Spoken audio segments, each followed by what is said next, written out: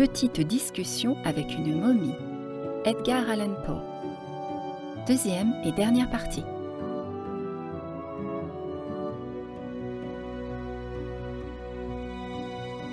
La conversation s'anima bientôt.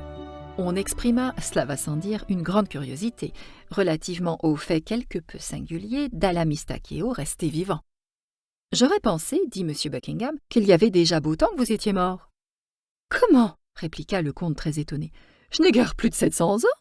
Mon père en a vécu 1000 et il ne radotait pas le moins du monde quand il est mort. » Il s'ensuivit une série étourdissante de questions et de calculs par lesquels on découvrit que l'antiquité de la momie avait été très grossièrement estimée. Il y avait 5050 ans et quelques mois qu'elle avait été déposée dans les catacombes d'Eletias. « Mais ma remarque, reprit M. Buckingham, n'avait pas trait à votre âge à l'époque de votre ensevelissement. Je ne demande pas mieux que d'accorder que vous êtes encore un jeune homme. Et j'entendais parler de l'immensité de temps pendant lequel, d'après votre propre explication, vous êtes resté confit dans l'asphalte. »« Dans quoi ?» dit le comte. « Dans l'asphalte, » persista M. Buckingham. « Ah, oui, j'ai comme une idée vague de ce que vous voulez dire. En effet, cela pourrait réussir. Mais de mon temps, nous n'employions guère autre chose que le bichlorure de mercure. »« Mais ce qu'il nous est particulièrement impossible de comprendre, » dit le docteur Ponnonner, c'est comment il se fait qu'étant mort, ayant été enseveli en Égypte, il y a 5000 ans, vous soyez aujourd'hui parfaitement vivant et avec un air de santé admirable. Si à cette époque j'étais mort, comme vous dites, répliqua le comte, il est plus que probable que mort je serais resté. Car je m'aperçois que vous en êtes encore à l'enfance du galvanisme, et que vous ne pouvez pas accomplir par cet agent ce qui, dans le vieux temps, était chez nous chose vulgaire. Mais le fait est que j'étais tombé en catalepsie, et que mes meilleurs amis jugèrent que j'étais mort, ou que je devais être mort, c'est pourquoi ils m'embaumèrent tout de suite. Je présume que vous connaissez le principe capital de l'embaumement. Mais pas le moins du monde. Ah, je conçois. Déplorable condition de l'ignorance. Je ne puis donc pour le moment entrer dans aucun détail à ce sujet, mais il est indispensable que je vous explique qu'en Égypte, embaumer à proprement parler était suspendre indéfiniment toutes les fonctions animales soumises au procédé. Je me sers du terme « animal » dans son sens le plus large, comme impliquant l'être moral et vital aussi bien que l'être physique. Je répète que le premier principe de l'embaumement consistait chez nous à arrêter immédiatement et à tenir perpétuellement en suspens toutes les fonctions animales soumises au procédé. Enfin, pour être bref, dans quelque état que se trouva l'individu à l'époque de l'embaumement, il restait dans cet état. Maintenant, comme j'ai le bonheur d'être du sang du scarabée, je fus embaumé vivant, tel que vous me voyez présentement. « Le sang du scarabée » s'écria le docteur Ponnonner. « Oui, le scarabée était l'emblème, les armes d'une famille patricienne très distinguée et peu nombreuse. Être du sang du scarabée, c'est simplement être de la famille dont le scarabée est l'emblème. Je parle figurativement. Mais qu'a cela de commun avec le fait de votre existence actuelle ? Eh bien, c'était la coutume générale en Égypte, avant d'embaumer un cadavre, de lui enlever les intestins et la cervelle. La race des scarabées seuls n'était pas sujette à cette coutume. Si donc je n'avais pas été un scarabée, j'eusse été privé de mes boyaux et de ma cervelle, et sans ces deux viscères, vivre n'est pas chose commode. « Je comprends cela, dit M. Buckingham, et je présume que toutes les momies qui nous parviennent entières sont de la race des scarabées. »« Sans aucun doute. »« Je croyais, dit M. Gliddon très timidement, que le scarabée était un des dieux égyptiens. » « Un des quoi, égyptiens ?» s'écria la momie sautant sur ses pieds. « Un des dieux, » répéta le voyageur. « Monsieur Gliddon, je suis réellement étonné de vous entendre parler de la sorte, » dit le comte en se rasseyant. « Aucune nation sur la face de la terre n'a jamais reconnu plus d'un dieu. Le scarabée, l'ibis, etc. étaient pour nous, ce que d'autres créatures ont été pour d'autres nations, les symboles, les intermédiaires par lesquels nous offrions le culte au Créateur, trop augustes pour être approchés directement. » Ici, il se fit une pause. À la longue, l'entretien fut repris par le docteur Ponnonner. Il n'est donc pas improbable, d'après vos explications, dit-il, qu'il puisse exister dans les catacombes qui sont près du Nil d'autres momies de la race du scarabée dans de semblables conditions de vitalité? Cela ne peut pas faire l'objet d'une question, répliqua le comte. Tous les scarabées qui par accident ont été embaumés vivants sont vivants. Quelques-uns même de ceux qui ont été ainsi embaumés à dessein peuvent avoir été oubliés par leurs exécuteurs testamentaires et sont encore dans leur tombe. Seriez-vous assez bon, dis-je, pour expliquer ce que vous entendez par embaumer ainsi à dessein? Avec le plus grand plaisir, répliqua la momie, après m'avoir considéré à loisir à travers son lorgnon, car c'était la première fois que je me hasardais à lui adresser directement une question. Avec le plus grand plaisir, dit-elle. La durée ordinaire de la vie humaine, de mon temps, était de 800 ans environ.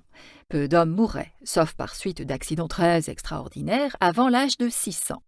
Très peu vivaient plus de 10 siècles, mais 8 siècles étaient considérés comme le terme naturel.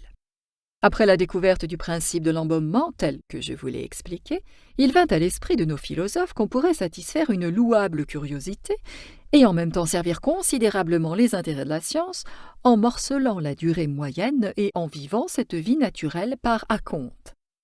Relativement à la science historique, l'expérience a démontré qu'il y avait quelque chose à faire dans ce sens, quelque chose d'indispensable. Un historien, par exemple, ayant atteint l'âge de 500 ans, écrivait un livre avec le plus grand soin. Puis il se faisait soigneusement embaumer, laissant commission à ses exécuteurs testamentaires pro tempore de le ressusciter après un certain laps de temps, mettons 500 ou 600 ans.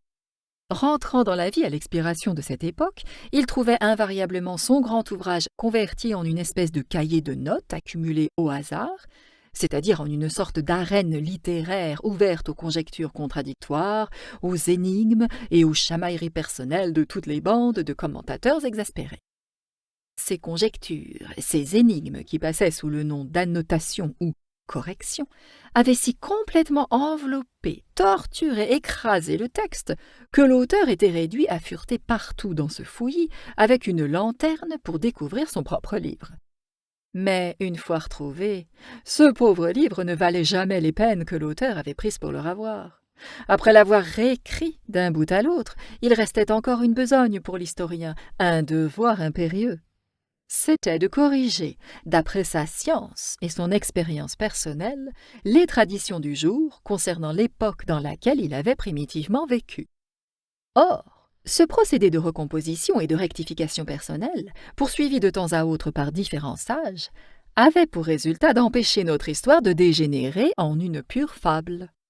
« Je vous demande pardon, » dit alors le docteur Ponnonner, posant doucement sa main sur le bras de l'Égyptien. « Je vous demande pardon, monsieur, mais puis-je me permettre de vous interrompre pour un moment ?»« Parfaitement, monsieur, » répliqua le comte en s'écartant un peu.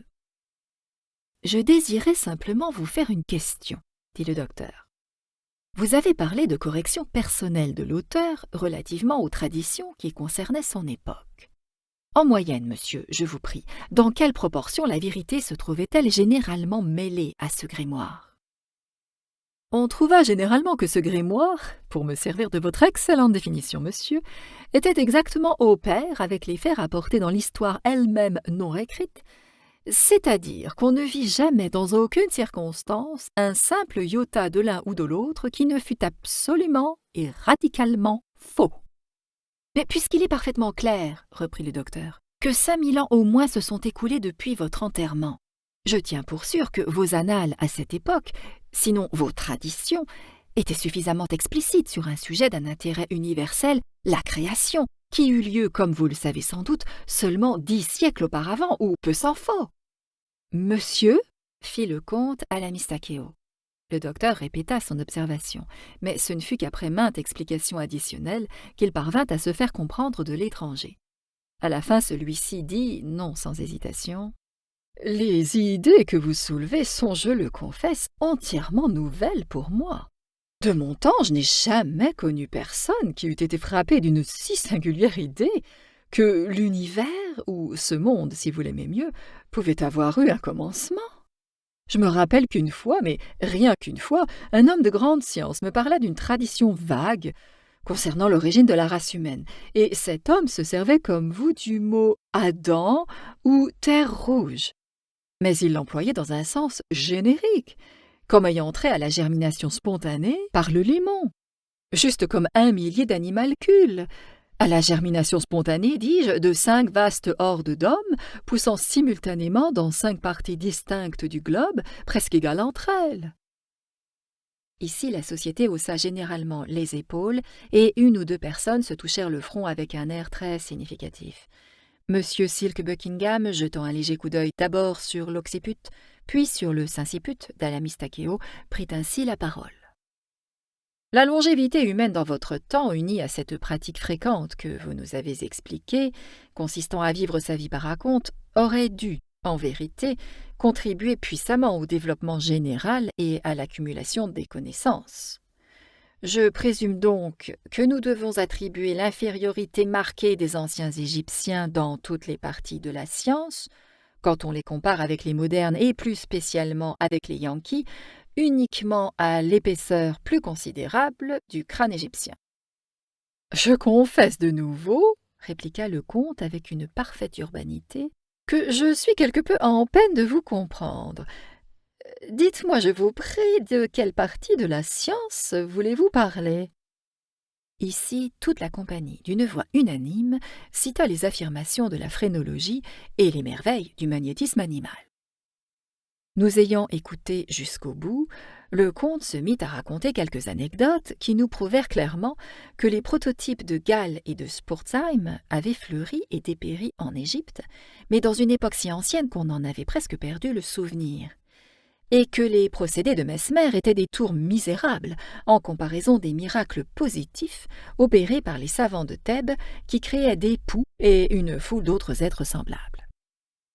Je demandai alors au comte si ses compatriotes étaient capables de calculer les éclipses. Il sourit avec une nuance de dédain et m'affirma que oui. Ceci me troubla un peu. Cependant, je commençai à lui faire d'autres questions relativement à leurs connaissances astronomiques, quand quelqu'un de la société qui n'avait pas encore ouvert la bouche me souffla à l'oreille que si j'avais besoin de renseignements sur ce chapitre, je ferais mieux de consulter un certain monsieur Ptolémée, aussi bien qu'un nommé Plutarque, à l'article de Facier-Launay. Je questionnai alors la momie sur les vers ardents et lenticulaires, et généralement sur la fabrication du verre. Mais je n'avais pas encore fini mes questions que le camarade silencieux me poussait doucement par le coude et me priait, pour l'amour de Dieu, de jeter un coup d'œil sur Diodore de Sicile. Quant au comte, il me demanda simplement, en manière de réplique, si, nous autres modernes, nous possédions des microscopes qui nous permissent de graver des onyx avec la perfection des Égyptiens. Pendant que je cherchais la réponse à faire à cette question, le petit docteur Ponnonner s'aventura dans une voix très extraordinaire. « Voyez notre architecture !» s'écria-t-il, à la grande indignation des 2 voyageurs qui le pinçaient jusqu'au bleu, mais sans réussir à le faire taire. « Allez voir !» criait-il avec enthousiasme, « la fontaine du jeu de boules à New York ! Ou si c'est une trop écrasante contemplation, regardez un instant le Capitole à Washington, D.C. » Et le bon petit homme médical alla jusqu'à détailler minutieusement les proportions du bâtiment en question. Il expliqua que le portique seul n'était pas orné de moins de 24 colonnes, de 5 pieds de diamètre et situé à 10 pieds de distance l'une de l'autre. Le comte dit qu'il regrettait de ne pouvoir se rappeler pour le moment la dimension précise d'aucune des principales constructions de la cité d'Aznac, dont les fondations plongeaient dans la nuit du temps, mais dont les ruines étaient encore debout à l'époque de son enterrement dans une vaste plaine de sable à l'ouest de Thèbes. Il se souvenait néanmoins, à propos de portiques, qu'il y en avait un appliqué à un palais secondaire dans une espèce de faubourg appelé Karnak et formé de 144 colonnes de 37 pieds de circonférence chacune et distantes de 25 pieds l'une de l'autre. On arrivait du Nil à ce portique par une avenue de 2000 de long formée par des sphinx, des statues, des obélisques de 20, de 60 et de 100 pieds de haut. Le palais lui-même, autant qu'il pouvait se rappeler, avait dans un sens seulement 2000 de long et pouvait bien en avoir en tout 7000 de circuit.